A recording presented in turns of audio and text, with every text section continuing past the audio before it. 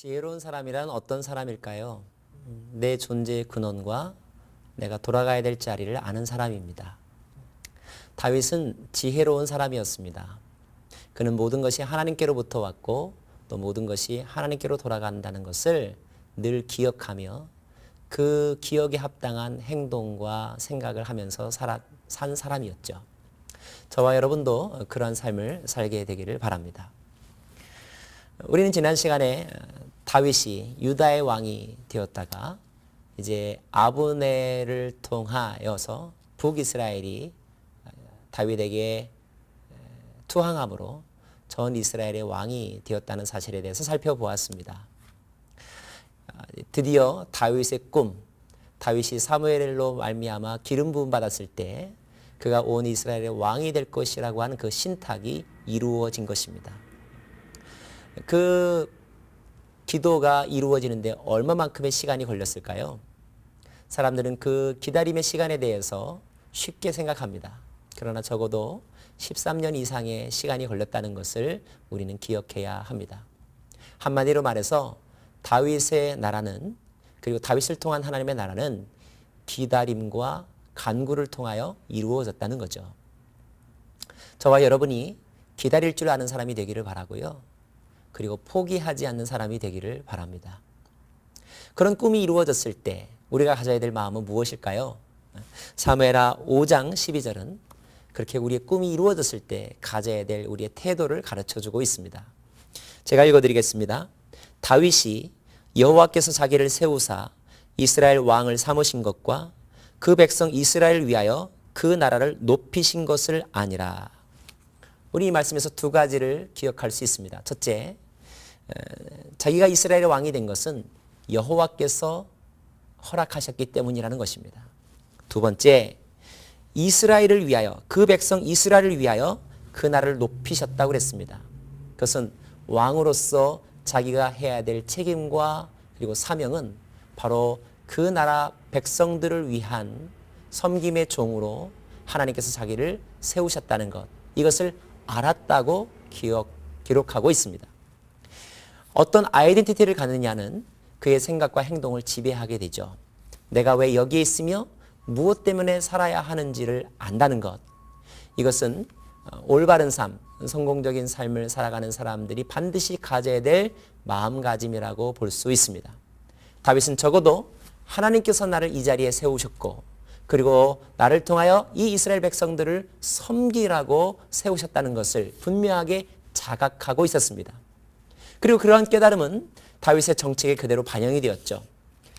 다윗의 정책을 한마디로 요약한다면 그는 포용력 있는 정책을 시행했다고 말할 수가 있습니다. 그는 가능한 한 그의 반대자들을 끌어들이려고 했습니다. 사람들이 여전히 남과 북으로 나누어져서 또는 다윗을 따르려고 하는 사람들과 옛 사울과 사울의 가문을 따르려고 하는 사람들이 여전히 남아있기 때문에 그 사이에서 갈등이 있었고 여전히 다윗의 리더십을 인정하지 않으려고 하는 사람들이 있었지만 그러나 그것 때문에 다윗은 흥분하거나 그들을 정벌하거나 그리고 그들을 옥에 가둔 것이 아니라 할 수 있는 대로 인내하며 그들을 감싸 안으며 그들의 마음을 돌이키려고 마음의 문을 그리고 정책의 문을 활짝 열었다는 것입니다. 왜요? 이런 것을 할 수 있었던 가능성은 그의 권위가 사람으로부터 말미암은 것이 아니라 하나님께로부터 왔다는 신앙으로 가능한 것이고요. 그리고 하나님께서 바로 그것을 원하신다는 것을 그가 깨달았기 때문입니다. 이런 올바른 깨달음 가운데서 정책을 시행했던 다윗의 나라는 점점 더 부강해지기 시작을 합니다. 그래서 다윗 시대의 그 나라의 영토는 지도를 통하여 보시는 것처럼 이스라엘 역사에서 가장 넓은 영토를 차지하게 되죠. 기록에 의하면 이스라엘이라고 하는 나라가 유일하게 이제 조공을 바치던 나라에서 조공을 받는 나라로, 그리고 다른 나라를 찾아가서 사정하던 상황에서 다른 나라가 다윗을 찾아와서 협조를 요청하고 우호관계를 요구하는, 그래서 모든 주변 강국 가운데 주변 나라들 가운데서 가장 으뜸인 나라가 되는 시절이 있었으니 그 시절이 바로 다윗의 때였다는 것입니다. 한 나라의 지도자가 하나님 앞에 올바로 서게 될 때 자신의 사명과 그리고 자신이 어떤 존재인지를 분명하게 알고 올바르고 정직하게 그리고 포용력을 가지고 정책을 시도하게 될 때 그 지도자로 말미암아 그가 속한 공동체, 그의 나라가 번성하고 부강하게 된 것입니다. 지도자에게 그 공동체의 운명이 달려 있습니다. 여러분 교회 지도자를 위해서 기도해 주시고 또 이 나라의 지도자를 위해서 기도해 주십시오. 그 권위가 하나님께로부터 왔다는 것, 그리고 그 권위는 바로 백성들을 섬기며 하나님의 나라를 위하여 주어진 것이라는 것을 늘 깨닫는 지도자가 되게 해달라고 기도해 주시기를 바랍니다. 사무엘하 6장 이후에는 그러한 다윗이 어떠한 가치관과 신앙관을 가지고 그 나라를 이끌었는지를 보여주는 몇 가지 사건이 기록되어 있습니다. 그 중에 첫 번째는 바로 언약궤를 예루살렘 성으로 옮기려고 했다는 것입니다. 언약궤가 무엇입니까? 언약궤는 하나님의 임재의 상징입니다. 근데 이때 당시에 언약궤는 기럇 여아림이라고 하는 도시에 있었습니다. 그곳에 약 20년 동안 머물러 있었죠. 다윗은 예루살렘에 있습니다. 예루살렘에서 거하던 다윗은 언약궤가 그 도성에, 그 나라의 수도에 있지 아니하고 다른 곳에 있다는 사실에 대해서 마음이 편치 않았습니다. 그래서 그 언약궤를 다윗 도성으로 운반하기를 원했죠. 무슨 뜻입니까? 다윗은 그 나라의 정치의 중심 가운데 하나님이 계시기를 원했던 것입니다. 그의 삶의 중심 가운데 하나님의 말씀이 있기를 원했던 것입니다. 우린 거꾸로 이런 질문을 해볼 수가 있습니다. 왜 그전의 임금은 언약궤가 자신과 멀리 떨어져 있음에도 불구하고 거기에 대해서 하나도 마음이 불편하지 않았을까? 왜 영적인 가난함을 느끼지 못했었을까? 분명히 이전의 사람들과 다윗이 서로 구별되는 그런 점이라고 볼 수가 있을 거예요. 사랑하는 성도 여러분, 여러분의 삶의 가장 중요한 순간에 무엇이 여러분의 정책을 결정합니까? 여러분의 시간의 가장 중요한 부분, 여러분의 집안의 공간 가운데 가장 눈에 잘 띄는 부분 가운데 무엇이 있습니까? 저는 거기에 하나님의 말씀이 있기를 바라고 성경책이 있기를 바라고 그리고 예배가 있기를 바랍니다. 이 언약궤를 다윗 도성으로 옮기는 과정 가운데 일어난 하나의 에피소드가 있죠. 사소하게 볼 수 없는 매우 중요한 메시지가 이 사건 속에 있습니다. 그것이 무엇인지 아시죠?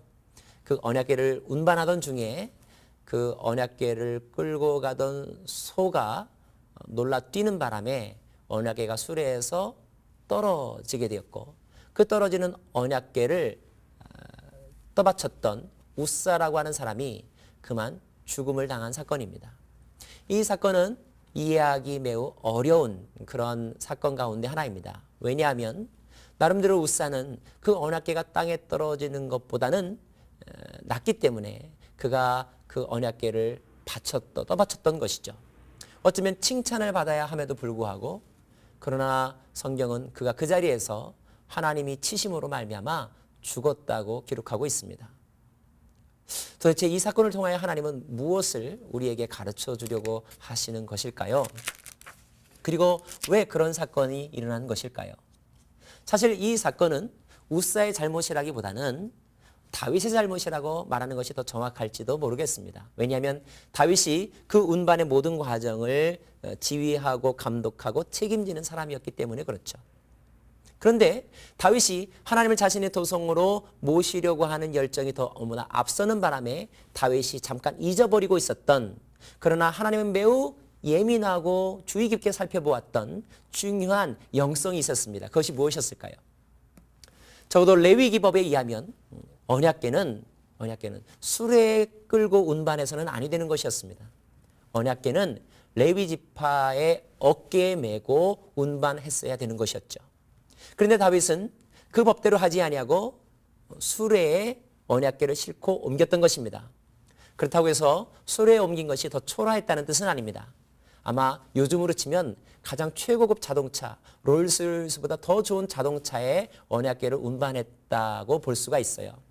아마 다윗은 그 언약궤를 매우 조심스럽고도 화려하게, 웅장하게, 그리고 모든 사람들의 눈에 띄게 운반하고 싶었던 것 같습니다.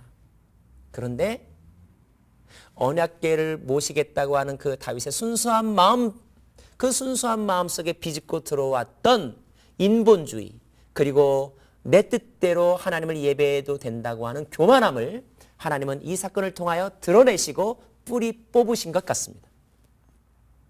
하나님은 다윗으로 하여금 내가 원하는 예배를 드리길 원하지 네 방식대로의 예배가 나에게 기쁨이 되지 않는다고 말씀하고 있는 것입니다. 우리가 하나님에 대한 열정이 가득하다 보면 우리는 이런 착각을 합니다. 내가 하나님을 책임져야지.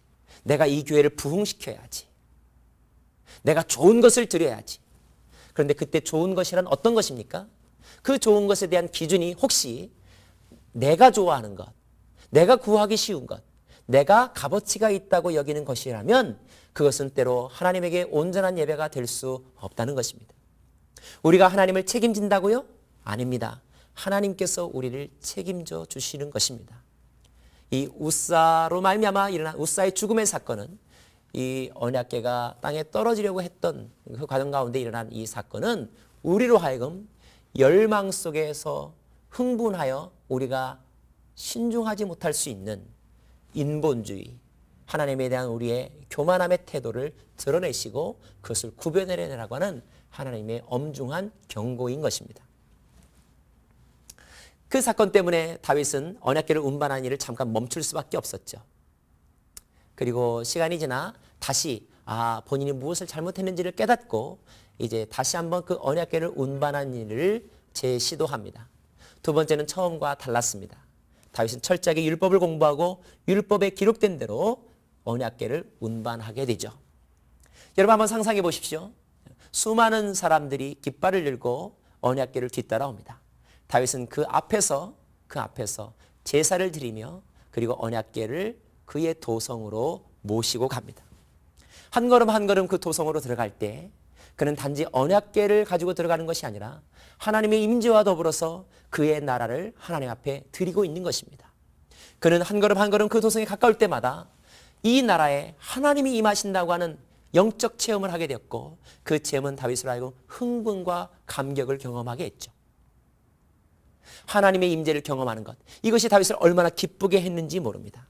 그래서 다윗은 자신도 모르게 기뻐하며 자신 안에 있는 그 영성의 즐거움을 표현하게 되죠. 어떻게 표현했습니까? 그가 춤을 추었다고 했습니다. 얼마나 기뻐서 춤을 추었는지 옷이 벗겨지는 줄도 모르고 춤을 추었다고 했습니다. 유진 피터슨이 이렇게 말을 합니다. 걸어가는 것은 우리가 몸을 움직이는 정상적인 방식이다.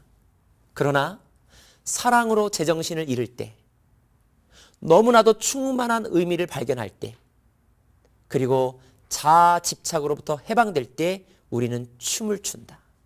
다윗은 춤을 추었다. 그는 그저 경배하며 살아계신 하나님께 반응하고 있었던 것이다.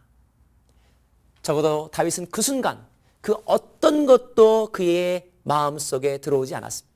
오직 하나님만이, 하나님의 임재에 대한 감사의 마음만이 충만했던 것입니다. 그는 자신도 모르게 자신의 몸이 움직이는 것을 경험했습니다. 춤을 추었죠. 저는 이런 예배의 임재와 예배 가운데서 하나님의 임재와 그리고 하나님을 향한 사랑의 고백이 저와 여러분에게 있기를 바랍니다. 저는 이렇게 정의합니다. 예배란 무엇인가? 그것은 하나님 앞에서 춤을 추는 것이다. 누구 앞에서요? 하나님 앞에서. 무엇을 한다고요? 춤을 추는 것입니다. 어떻게 춤을 출 수 있습니까? 하나님만 생각하면 내 몸과 마음과 영혼이 춤을 추게 되는 것입니다. 이러한 은혜가 매 예배 시간마다 여러분에게 있기를 바랍니다. 그 다음으로 일어난 사건은 무엇입니까? 그것은 다윗이 그 여호와의 언약궤를 모시기 위하여 성전을 건축하려고 하는 마음을 가졌다는 것입니다. 이것도 얼마나 아름다운 마음인지 모르겠습니다. 다윗은 이렇게 고민합니다. 나는 이렇게 좋은 집에서 사는데 하나님이 계신 저 언약궤가 천막 안에 있다니, 이것은 하나님을 예배하는 자로서 이건 바람직스러운 삶의 자세가 아니다. 그래서 다윗은 나단 선지자에게 말을 합니다. 내가 하나님을 위하여 그리고 이 언약궤를 모셔둘 성전을 짓기를 원합니다. 나단 선지자가 하나님 앞에 기도합니다. 하나님, 다윗이 성전을 짓기를 원한다는데 하나님 생각은 어떠십니까? 여러분, 하나님의 마음이 어땠을까요? 저는 하나님이 너무너무 좋아했을 것이라고 생각합니다. 만약에 여러분이요, 여러분의 집은 너무너무 좋은데 교회가 비가 새고 에어컨이 없어서 푹푹 찌는 그런 한증막과 같다면, 그럼에도 불구하고 여러분의 마음 가운데 아무런 불편함이나 미안한 마음이 들지 않는다면 그것은 다윗의 영성과는 다른 것입니다. 그런데 교회를 볼 때마다 우리 집보다 더 좋게 꾸며드려야지. 왜냐하면 하나님이 계신 곳이니까. 이러한 마음을 가졌다면 그것은 다윗의 영성과 닮은 그런 신앙을 가진 것이라고 볼 수가 있죠. 적어도 저는 이런 마음들이 여러분에게 있기를 바랍니다. 하지만 동시에 이런 마음과 더불어서 우리가 빠지지 말아야 될 함정이 있다는 것을 하나님께서 가르쳐 주십니다. 그것을 가르쳐 주기 위해서 하나님께서 반응하신 대답은 노라고 하는 것이었습니다. 하나님은 나단 선지자를 통하여서 네가 나를 위해서 집을 지어주겠다고? 내가 언제 너한테 집 지어달라고 했니? 아니야. 네가 그런 일을 하지 않아도 돼 라고 노라고 말씀하십니다. 너무 의외죠? 나는 하나님이 좋아서 하나님을 위해서 이 일을 하겠다고 하는데 왜 하나님 거절하실까?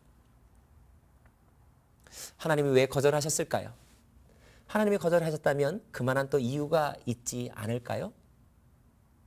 그 이유를 성경이 명시적으로 우리에게 소개하고 있지는 않지만, 그러나 이제까지 중심을 보시는 하나님이라고 하는 이 단어, 이 문장의 입장에서 살펴본다면 우리는 성전을 지어드리려고 하는 다윗의 마음 가운데 다윗 스스로 속아 넘어갔던, 그리고 우리가 절대로 빠져들어서는 아니 되는 함정이 있었다는 것입니다. 그 열정 속에 또한 100% 순수하지 못한 1%라도 하나님의 검색대를 통과하지 못할 불순물이 숨어 있다는 것입니다. 그것이 무엇일까요? 그것은 바로 언약궤를 운반하면서 일어났던 사건과 같은 맥락입니다. 하나님이 이렇게 말씀하고 있는 거예요. 네가 나를 위해서 집을 지어주겠다고? 아니야. 내가 너를 위해서 집을 지어주는 거야. 사울과 다윗의 차이점이 무엇입니까? 사울이 넘지 못했던 그의 결정적인 실패의 원인은 무엇입니까? 그가 왕이 되면서 자기의 말 한마디에 모든 나라가 움직이고 신하들이 움직이면서 그는 자기도 모르게 무슨 생각을 했습니까? 이제 내 마음대로 뭐든지 다 할 수 있어. 내가 마음만 먹으면 하나님도 내가 해주는 밥 먹으면 되는 거야. 하나님도 내가 모시는 곳에 가만히 앉아 계시면 되는 거야. 자기의 생각과 자기의 뜻으로 하나님을 섬기려고 하는 교만의 영성, 그것을 사울이 뛰어넘지 못했던 것입니다. 하나님은 그런 사울을 다시 만들고 싶지 않으셨기 때문에 다윗에게 지금 학습하고 계신 것입니다. 네가 그걸 나를 위해서 지어주겠다고? 안 해도 돼. 내가 너를 위해서 집을 지어줄 거야. 그런 맥락에서 하신 말씀이 무엇입니까? 사무엘하 7장 8절에서부터 15절까지의 말씀입니다.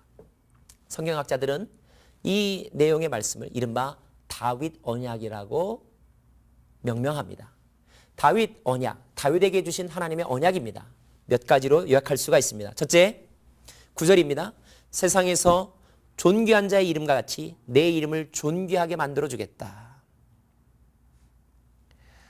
11절, 전에 내가 사사를 명하여 내 백성 이스라엘을 다스리던 때와 같지 않게 하고 너를 모든 대적에게서 벗어나 평안하게 하리라. 12절, 내 몸에서 날 자식을 내 뒤에 세워 그 나라를 견고케 해주겠다. 15절, 내가 내 앞에서 패한 사울에게서 은총을 빼앗은 것 같이 그에게서는 빼앗지 아니하리라.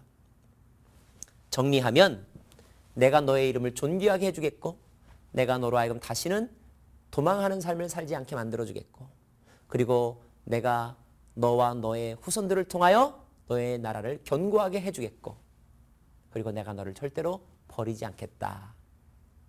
이런 말씀입니다. 하나님은 다윗이 그를 위하여 성전을 지어주겠다고 하는 제안에 대해서는 노라고 말씀하셨습니다. 그러나 하나님은 다윗에 대해서는 여전히 예스라고 말씀하십니다. 내가 너를 버리지 않겠다. 내가 너를 보호해 주겠다. 사랑하는 성도 여러분, 하나님은 저와 여러분이 가지고 있는 생각이나 우리가 가지고 있는 계획에 대해서는 노라고 말씀하실 때가 있습니다. 왜냐하면 하나님의 생각과 우리의 생각은 다르기 때문에 그렇죠.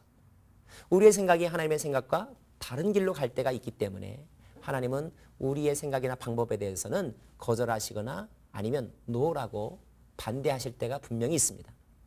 하지만 하나님은 우리에 대해서는 언제나 예스라고 말씀하십니다. 내가 너의 존재를 버리지 아니하겠고 보호해 주겠다고 말씀하고 있는 거예요. 사랑하는 여러분, 우리가 하나님 앞에 드린 제안과 기도와 나를 구별하여 생각하시기 바랍니다. 내 기도를 안 들어주실 때가 혹 있을지 몰라요. 내 방식대로는 안 들어주실 때가 있죠. 하지만 나는 언제나 받아주시는 분, 그분이 바로 하나님이십니다. 그 마음을 표현한 것이 이른바 다윗 언약입니다. 이 다윗 언약의 말씀을 들었을 때 다윗은 너무너무 감사합니다. 그래서 그가 하나님 앞에 7장에서 18절 이렇게 노래하죠. 다윗 왕이 여호와 앞에 들어가 앉아서 가로되 주 여호와여 나는 누구오며 내 집은 누구 간데 무엇이 간데 나로 이에 이르게 하셨나이까. 내가 무엇이 간데 나에게 이런 은혜를 주십니까? 라고 감사하며 하나님을 찬양하고 있는 것입니다. 그리고 그는 하나님 앞에 참된 복을 구하죠. 29절입니다. 이제 청컨대 종의 집에 복을 주사 주 앞에 영원히 있게 하옵소서. 주 여호와께서 말씀하셨사오니 주의 은혜로 종의 집이 영원히 복을 받게 하옵소서. 다윗이 생각하는 복은 무엇입니까? 그가 영원토록 여호와의 집에 머무는 것, 이것이 다윗이 생각한 복이었습니다. 그 복을 누리기를 원하고 그 복을 기도하고 있는 것입니다. 하나님이 우리에게 노라고 하실 때 그것은 그분이 더 좋은 길을 가지고 계시다는 것을 의미한다는 것을 기억하십시오. 그리고 하나님의 반응에 대한 내가 할 수 있는 최선의 응답은 겸손과 협조하는 마음이라는 것을 기억하시고 감사하시기를 바랍니다. 또 하나의 사건이 있습니다. 그것은 바로 무비보셋을 받아준 사건입니다. 무비보셋이 누구일까요? 무비보셋은 사울의 아들 요나단, 그 요나단의 아들, 그가 바로 무비보셋입니다. 근데 이때 무비보셋은 절뚝발이었다고 성경이 기록하고 있습니다. 아마 그의 아버지가 전쟁에서 죽었다는 소식을 들었을 때 그의 유모가 그를 업고 도망치다가 잘못하여 떨어뜨렸는데 그 사고로 말미암아 그가 발을 제대로 쓸 수 없게 되었던 것이죠. 다윗이 왕이 되자 수소문하여 무비보셋을 자기의 앞으로 불러들입니다. 겁에 질린 무비보셋이 와서 다윗 앞에 절할 때에 다윗이 이렇게 말을 합니다. 사무엘하 9장 7절인데요. 다윗이 가로되 무서워 말라. 내가 반드시 내 아비 요나단을 인하여 내게 은총을 베풀리라. 내가 내 조부 사울의 발을 다 내게 도로 주겠고 또 너는 항상 내 상에서 먹을지니라. 무비보셋은 겁에 질려 왔지만 다윗은 그에게 안심하라고 말하면서 내가 너의 아버지와 맺은 약속을 인하여서 너를 보호해 주겠고 내 상에서 늘 먹게 하리라고 이렇게 그를 호의로 대접해 줍니다. 사랑하는 여러분, 무비보셋과 같이 죽은 개와 같은 인생이 바로 우리들이죠. 근데 우리가 하나님의 나라의 잔치상에 늘 참여합니다. 무엇 때문일까요? 그것은 하나님께서 예수 그리스도 안에서 맺은 언약 때문입니다. 다윗이 요나단과 맺은 언약을 기억하여 그 언약을 지키기 위해서 그의 아들을 자기 상에 초청했던 것처럼 하나님은 예수 그리스도 안에서 우리와 맺은 그 언약으로 인하여 죽은 개와 같은 저와 여러분을 하나님 나라 잔치상에 초대하시고 우리를 지켜주고 계십니다. 얼마나 감사한 일인지 모르겠습니다. 이 은혜를 늘 감사하며 사는 저와 여러분이 되기를 바랍니다.